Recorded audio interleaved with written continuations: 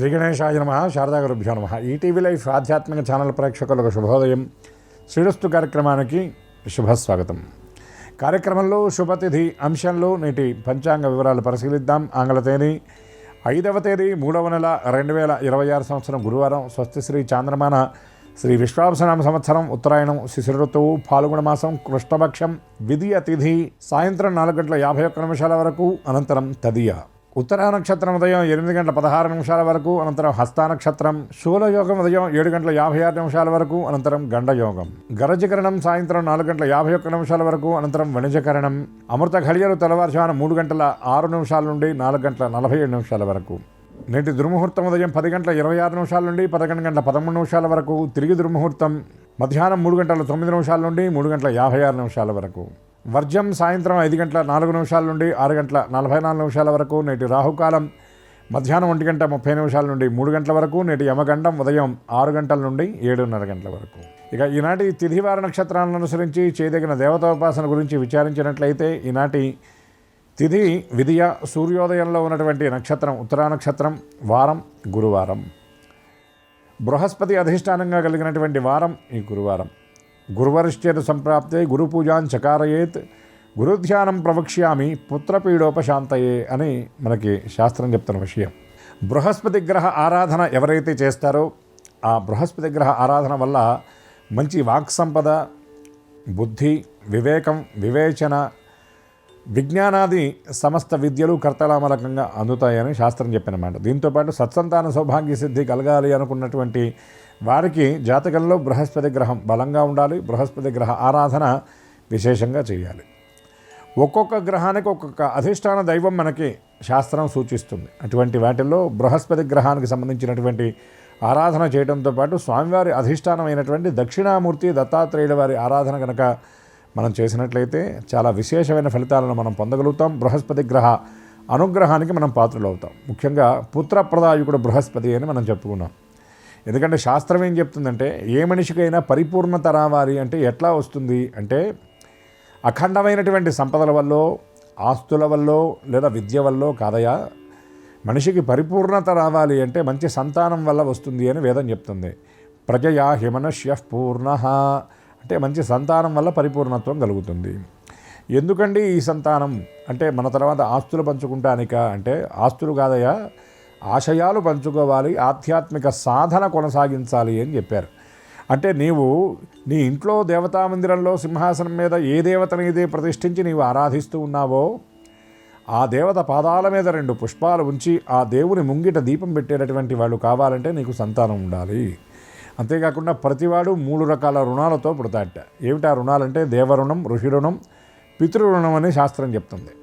పితరులంటే నీ పూర్వజులు, నీ ముందు వాళ్ళు, నీ మూల పురుషులు ఎవరైతే ఉన్నారో వాళ్ళకి నీవు రుణపడి ఉంటావు. ఎందుకంటే నీకు ఈ జన్మ వాళ్ళ అనుగ్రహంతో వచ్చింది కాబట్టి వాళ్ళ రుణం నీవు తీర్చుకోవాలి అంటే తప్పకుండా నీకు సంతానం అనేది కలిగి ఉండాలి. అయితే మళ్ళీ సంతానంలో ఇక్కడ మనకి ఇంకో ప్రశ్న ఉత్పన్నం అవుతుంది.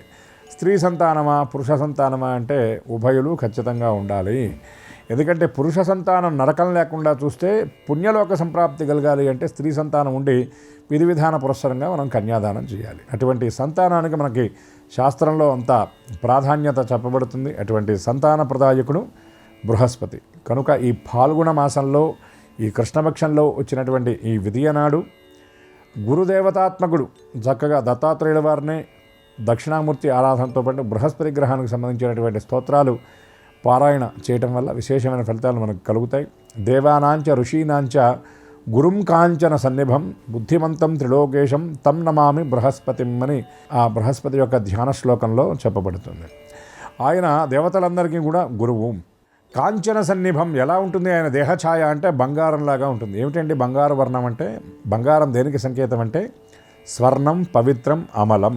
అటువంటి పవిత్రమైన మాలిన్యం లేనటువంటి కాంతివంతంగా ఉంటాయట బృహస్పతి. అంటే ఆయన ఉండటమే కాదు ఆయన్ని ఆశ్రయించినటువంటి వాళ్ళను కూడా అంత పవిత్రంగా కాంతివంతంగా ఉండేలాగా ఆయన అనుగ్రహిస్తాడు అని పెద్దలు చెప్పినటువంటి మాట. గురుం కాంచన సన్నిభం బుద్ధిమంతం త్రిలోకేశం. 3 లోకాలకు 3 లోకాలంటే 1, 2, 3 అని కాదు. మధ్యలోకాలు, ఊర్ధ్వలోకాలు, అధోలోకాలు ఈ 3 లోకాలకు ఆయన గురుస్థానంలో ఉన్నటువంటి వాడు. బుద్ధిమంతం త్రిలోకేశం తం నమామి బృహస్పతిం. అటువంటి బృహస్పతికి నేను నమస్కరిస్తున్నాను అని ఈ ధ్యానంలో చెప్పబడుతుంది. కాబట్టి ఈ గురువారం నాడు యథాశక్తిగా బృహస్పతి గ్రహ ప్రీతిగా, దక్షిణామూర్తి ప్రీతిగా, దత్తాత్రేయ ప్రీతిగా ఆయా దేవతలను దర్శించడంతో పాటు స్తోత్రపారాయణ, వారి నామస్మరణ చేసి అందరూ వారి అనుగ్రహానికి పరిపూర్ణంగా పాత్రులవుతారని ఆశిస్తూ గురునామస్మరణ పురస్సరంగా స్వస్తి.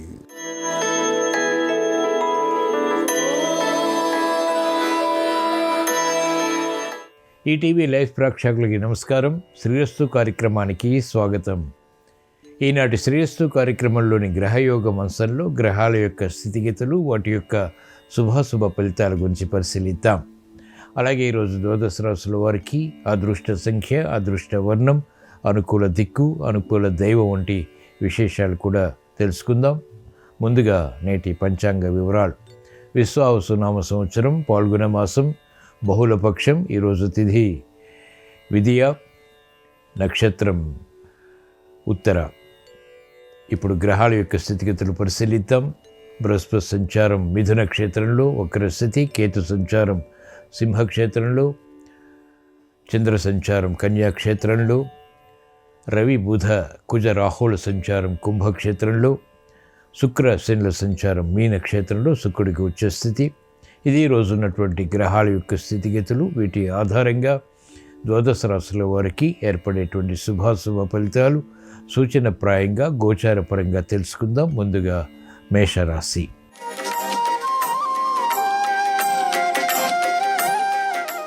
ఈరోజు మేషరాశి వారి ఫలితాన్ని పరిశీలించినట్లయితే ఆర్థిక వ్యవహారాల్లో ఆచితూచి వ్యవహరించాలి. సంబంధ బాంధవ్యాల విషయంలో కూడా జాగ్రత్తలు పాటించాలి. గతంలో ఏర్పడినటువంటి సమస్యలు ఇప్పుడు జటిలమవుతాయి. కార్యక్రమ నిర్వహణలో నైపుణ్యం తగ్గుతుంది. ఆశాజనకమైనటువంటి వాతావరణం, ఆర్థికంగా ఆశించినంతగా పొందలేకపోతారు. శ్రమ అధికమవుతుంది. ఆరోగ్య విషయంలో కూడా ఖర్చులు పెరుగుతాయి. చేపట్టినటువంటి కార్యకలాపాలు వెంటనే ప్రయోజనాలని కలిగించకపోవడంతో ఏర్పడినటువంటి మానసిక వ్యాకులతలు ప్రబలమవుతాయి. ఈరోజు మేషరాశి వారి అదృష్ట సంఖ్య 1. ఈరోజు మేషరాశి వారి అదృష్ట వర్ణం పసుపు, అనుకూల దిక్కు ఈశాన్యం. ఈరోజు మేషరాశి వారు శ్రీ దక్షిణామూర్తిని భక్తి శ్రద్ధలతో పూజించడం ద్వారా, ఏలినాటి శని ద్వారా, బృహస్పతి ప్రతికూలత ద్వారా, ఇతర గ్రహ ప్రతికూలత ద్వారా ఏర్పడేటువంటి సమస్యలు పరిష్కరింపబడతాయి.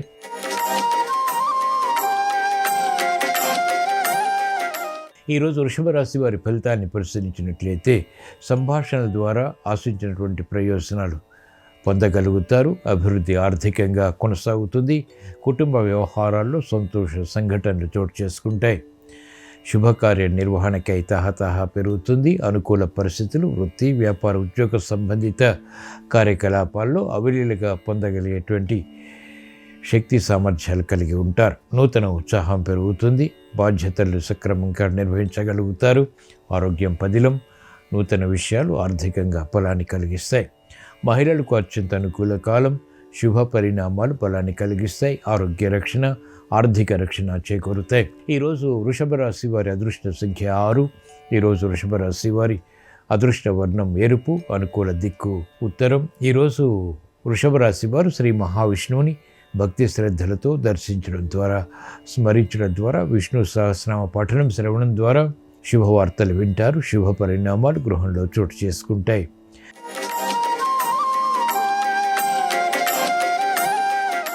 ఈరోజు మిథున రాశి వారి ఫలితాన్ని పరిశీలించినట్లయితే ఆలోచించి నిర్ణయాలు తీసుకోవటం ఆర్థిక విషయాల్లో శ్రేయస్కరం మరియు క్షేమదాయకం. మెరుగైనటువంటి పరిస్థితులకే చేసేటువంటి ప్రయత్నాల్లో విఘ్నాన్ని కూడా చవిచూస్తారు. తలనొప్పి సంఘటనలు వృత్తి, వ్యాపార, ఉద్యోగ సంబంధిత కార్యకలాపాల్లో మనోవ్యాధిని కలిగిస్తాయి.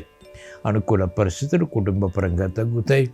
విరోధాలు ప్రబలమైనటువంటి సంఘటనలు వృత్తి, వ్యాపార, ఉద్యోగ సంబంధిత కార్యక్రమాల్లో ఆకస్మికంగా చోటు చేసుకుంటాయి.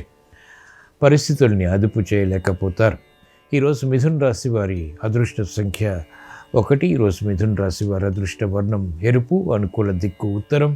ఈరోజు మిథున రాశి వారు శ్రీ దక్షిణామూర్తిని భక్తి శ్రద్ధలతో పూజించడం ద్వారా, జన్మ బృహస్పతి ద్వారా, ఇతర గ్రహ ప్రతికూలత ద్వారా ఏర్పడేటువంటి మానసిక వ్యాకులతలు ఎదుర్కోగలుగుతారు.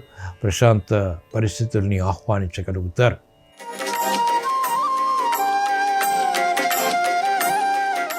ఈరోజు కర్కాటక రాశి వారి ఫలితాలను పరిశీలించినట్లయితే ఆర్థిక వ్యవహారాల్లో ఆచితూచి వ్యవహరించాలి. ప్రయాణాల విషయంలో కూడా జాగ్రత్తలు పాటించాలి. అనుకున్నది ఒకటి, జరిగేది మరొకటి రీతిలో కార్యక్రమాలు కొనసాగుతాయి, ఆందోళన కలిగిస్తాయి. అయినప్పటికీ సమర్థతతో వాటిని ఎదుర్కొనేటువంటి ప్రయత్నాలు కొంతవరకు ఊరట కలిగిస్తాయి. ఆర్థిక చిక్కులు, సమస్యలు వంటివి కూడా తారసపడతాయి. నూతన కార్యక్రమాలు వెంటనే ప్రారంభించలేకపోతారు.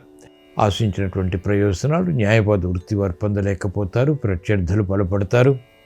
ఆర్థిక వ్యవహారాల్లో వ్యవసాయ రంగం వారు జాగ్రత్తలు పాటించాలి. ఈరోజు కర్కాటక రాశి వారి అదృష్ట సంఖ్య 3. ఈరోజు కర్కాటక రాశి వారి అదృష్ట వర్ణం పసుపు. అనుకూల దిక్కు ఈశాన్యం. ఈరోజు కర్కాటక రాశి వారు ఈశ్వరారాధన, ఈశ్వర స్మరణ, ఈశ్వరాభిషేకం వంటి ప్రక్రియల ద్వారా అనుకూల పరిస్థితులు వెంటనే సాధించగలుగుతారు. ప్రతికూలత తగ్గుతుంది, సమర్థత పెరుగుతుంది.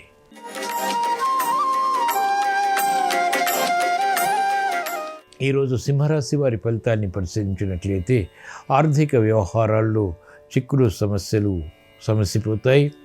అనుకున్నవి వృత్తి, వ్యాపార, ఉద్యోగ సంబంధిత కార్యకలాపాల్లో సాధించగలుగుతారు. పట్టుదల పెరుగుతుంది, ఏకాగ్రత పెరుగుతుంది. కుటుంబ వ్యవహారాల్లో విపత్కర పరిస్థితులు ఉన్నప్పటికీ వెంటనే వాటిని పరిష్కరించుకుని తద్వారా విజయాలు కూడా సాధించగలుగుతారు. మంచి వార్తలు విద్యార్థులకి అనుకూలతని, బలాన్ని కలిగిస్తాయి. మహిళలకు అనుకూల పరిస్థితులు గృహపరంగా కొనసాగుతాయి. ఈరోజు సింహరాశి వారి అదృష్ట సంఖ్య 3. ఈరోజు సింహరాశి వారి అదృష్ట వర్ణం పసుపు. అనుకూల దిక్కు ఈశాన్యం. ఈరోజు సింహరాశి వారు శ్రీ దక్షిణామూర్తిని భక్తి శ్రద్ధలతో దర్శించడం, స్మరించడం లేదా పూజించడం ద్వారా ధీశక్తి పెరుగుతుంది, ఆలోచన సంపత్తి పెరుగుతుంది. సమస్యలు వేగవంతంగా పరిష్కరించుకోగలుగుతారు.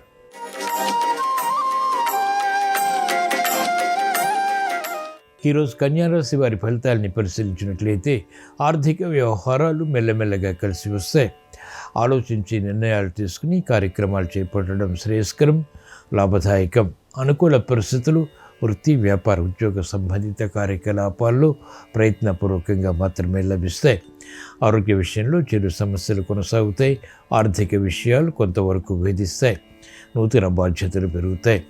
బరువైనటువంటి కార్యక్రమాలు వృత్తిపరంగా చేపట్టవలసినటువంటి ఆవశ్యకత రాజకీయ రంగం వారికి ఏర్పడుతుంది. పరిస్థితుల్లోని లోపాలు మహిళలు గుర్తించగలుగుతారు. అయినప్పటికీ నిస్సహాయంగా కార్యక్రమాలు కొనసాగించవలసి వస్తుంది.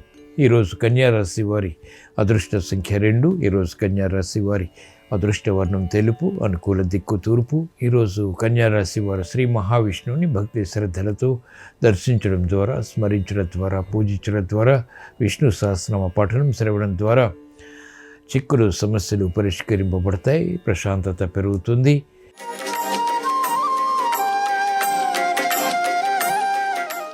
ఈరోజు తులారాశి వారి ఫలితాలని పరిశీలించినట్లయితే ఆకస్మిక విజయాలు ఆర్థికంగా బలాన్ని కలిగిస్తాయి. అలంకరణకి ప్రాధాన్యతని ఇస్తారు. మిత్రుల ద్వారా లబ్ధి చేకూరుతుంది. భాగస్వాములతో మైత్రి కొనసాగుతుంది. నూతన విధి విధానాలు ఆర్థికంగా కలిసి వస్తాయి.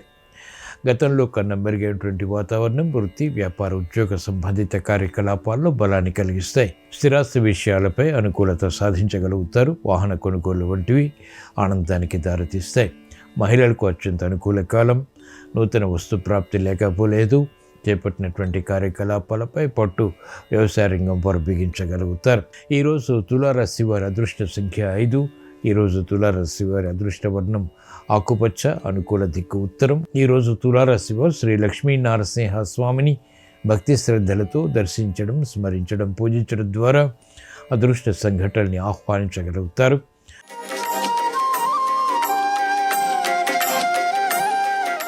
ఈరోజు వృశ్చిక రాశి వారి ఫలితాన్ని పరిశీలించినట్లయితే శారీరక శ్రమ అధికమవుతుంది. చేపట్టినటువంటి కార్యకలాపాలు పదే పదే చేయవలసినటువంటి అవసరం కొనసాగుతుంది. అనుకూల పరిస్థితులు వృత్తి, వ్యాపార, ఉద్యోగ సంబంధిత కార్యక్రమాల్లో ఆశించినటువంటి విధంగా పొందలేకపోతారు. నిస్సహాయ పరిస్థితులు వృత్తిలో కూడా కొనసాగుతాయి.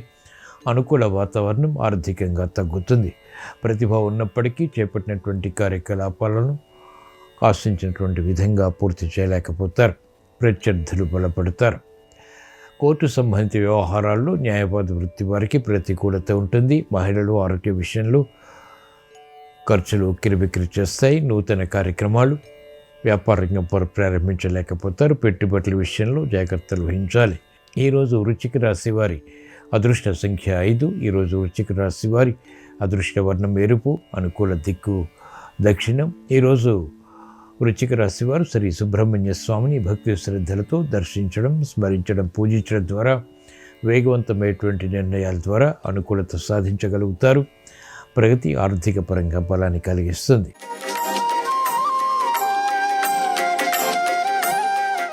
ఈరోజు ధనుస్సు రాశి వారి ఫలితాన్ని పరిశీలించినట్లయితే సంబంధ బాంధవ్యాల విషయంలో అనుకూలత కొనసాగుతుంది. శుభ పరిణామాలు, శుభశకునాలు గోచరిస్తాయి. వృత్తి, వ్యాపార, ఉద్యోగ సంబంధిత కార్యక్రమాల్లో ప్రాధాన్యతని పెంపొందింపచేసుకోగలుగుతారు. బలమైనటువంటి మిత్రుల ద్వారా లబ్ధి చేకూరుతుంది. మెరుగైనటువంటి అవకాశాలు, ధైర్య సాహసాలతో కూడినటువంటి నిర్ణయాల ద్వారా చేజిక్కించుకోగలుగుతారు. దూర ప్రయాణాలు ప్రయోజనాన్ని కలిగిస్తాయి. ఆరోగ్యం పదిలం. నూతన అవకాశాలు ఉద్యోగస్తులు సద్వినియోగపరచుకోగలుగుతారు. మహిళలకు అత్యంత అనుకూలత గృహపరంగా బలాన్ని కలిగిస్తుంది. వృత్తి, వ్యాపారాల్లో కూడా అనుకూలత సాధించగలుగుతారు. ఈరోజు ధనుస్సు రాశి వారి అదృష్ట సంఖ్య 3. ఈరోజు ధనుస్సు రాశి వారి అదృష్ట వర్ణం పసుపు, అనుకూల దిక్కు ఈశాన్యం. ఈరోజు ధనుస్సు రాశి వారు శ్రీ దక్షిణామూర్తిని భక్తి శ్రద్ధలతో పూజించడం ద్వారా లేదా స్మరించడం ద్వారా లేదా దర్శించడం ద్వారా అనుకూల పరిస్థితులు ఆర్థికంగా దగ్గరవుతాయి.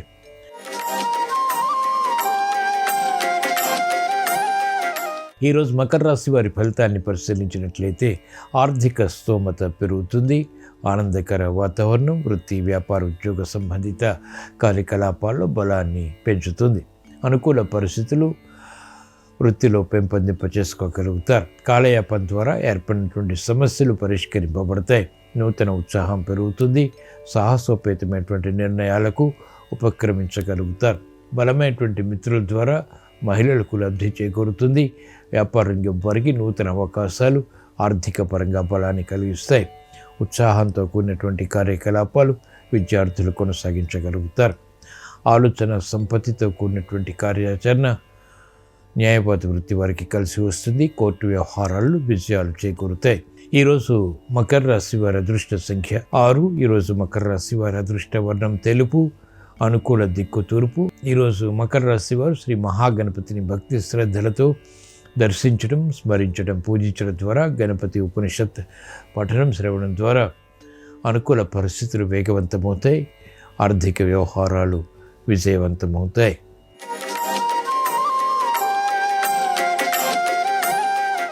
ఈరోజు కుంభరాశి వారి ఫలితాన్ని పరిశీలించినట్లయితే మానసిక వ్యాకులతలు ప్రబలమవుతాయి. చేపట్టినటువంటి కార్యకలాపాలపై అనుకూలత తగ్గుతుంది. శ్రమ అధికమవుతుంది.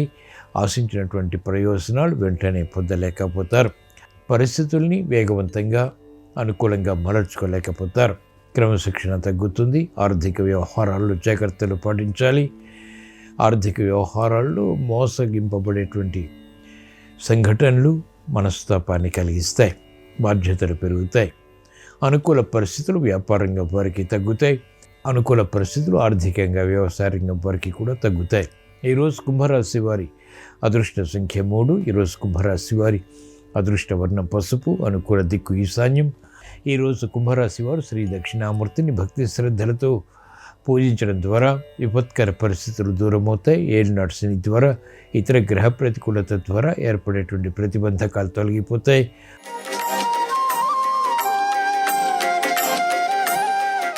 ఈరోజు మీన రాశి వారి ఫలితాన్ని పరిశీలించినట్లయితే ఆర్థిక స్తోమత కలిగి ఉంటారు. అలంకరణకి ప్రాధాన్యతనిస్తారు. నూతన అవకాశాలు వృత్తి, వ్యాపార, ఉద్యోగ సంబంధిత కార్యకలాపాల్లో బలాన్ని కలిగిస్తాయి. శ్రమ అధికమవుతుంది. అయినప్పటికీ సంతృప్తికర వాతావరణం బలాన్ని కలిగిస్తుంది. నూతన కార్యక్రమాలు వ్యాపార రంగం వారికి కలిసి వస్తాయి. ఆర్థిక ఒత్తిడి నుంచి ఉపశమనం లభిస్తుంది. మహిళలకు అత్యంత ప్రాధాన్యతతో కూడినటువంటి కార్యక్రమాలు నిర్వహించడం ద్వారా గుర్తింపు లభిస్తుంది. న్యాయబద్ధ వృత్తి వారికి క్రమశిక్షణ పెరుగుతుంది. అనుకూల పరిస్థితులు వ్యవసాయ రంగం వారికి ఆర్థికంగా కలిసి వస్తాయి. వ్యాపార రంగం వారికి ఒత్తిళ్లు తగ్గుతాయి. ఈరోజు మీన రాశి వారి అదృష్ట సంఖ్య 2. ఈరోజు మీన రాశి వారి అదృష్ట వర్ణం పసుపు, అనుకూల దిక్కు ఈశాన్యం. ఈరోజు మీన రాశి వారు ఈశ్వరారాధన, ఈశ్వర స్మరణ, ఈశ్వరాభిషేకం వంటి ప్రక్రియల ద్వారా, ఏలినాటి శని ద్వారా, అర్ధాష్టమ బృహస్పతి ద్వారా ఏర్పడేటువంటి ప్రతికూలతను ఎదుర్కోగలుగుతారు. సమర్థత పెరుగుతుంది. ఆర్థిక విషయాలు కలిసి వస్తాయి. ఇవి ఈరోజు ద్వాదశ రాశుల వారికి ఏర్పడేటువంటి శుభాశుభ ఫలితాలు. ద్వాదశ రాశుల వారికి కుటుంబ వ్యవహారాలు కలిసి రావాలని, ఆర్థిక విషయాలు అనుకూలతని పెంచాలని, మెరుగైనటువంటి అవకాశాలు, వృత్తి వ్యాపార ఉద్యోగ సంబంధిత కార్యకలాపాల అభివృద్ధిని కలిగించాలని గురువారం సందర్భంగా శ్రీ దక్షిణామూర్తిని స్మరిస్తూ ప్రార్థిస్తూ స్వస్తి.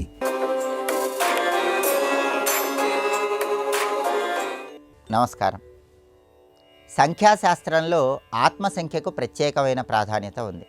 ఆత్మసంఖ్య అంటే ఏంటో, ఆత్మసంఖ్య 4 వచ్చిన వాళ్ళు ఎటువంటి లక్షణాలతో ఉంటారో, ఏ రంగాల్లో రాణిస్తారో, ఆత్మసంఖ్య 4 వచ్చిన వాళ్ళకి కలిసొచ్చే వారాలేంటో, రంగులేంటో, ఆత్మసంఖ్య 4 వచ్చిన వాళ్ళు ఏ దైవాన్ని పూజిస్తే జీవితంలో త్వరగా అదృష్టము ఐశ్వర్యము కలిసి వస్తాయో నేటి శుభం లాభం అనే శీర్షికన పరిశీలిద్దాం.